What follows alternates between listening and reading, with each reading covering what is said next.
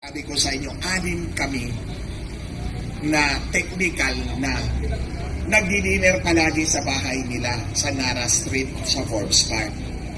Ang nakaupo sa dulo si Lisa Marcos, si Bongbong drug addict Marcos dito sa kabila. 3 doon, 3 dito. So dito sa 3 dulo, ako yon. Tabi ko si Lisa Marcos. Kasi palagi niya akong kinakabit. Talaga, mag-yosi na tayo. Kami lang kasi yung nag-yosi. Sa 8 taon na yun, 2 lang kaming nag-yosi, kaming 2.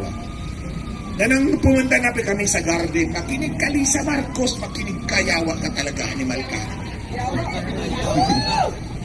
Nag-yosi na kami. Tapos sabi niya, alam mo, pag si Bongit hindi sumunod sa akin, ayoko magpakiyot sa kanya. Siyempre, nasak ako. I-code niyan, gawin yung TikTok yan.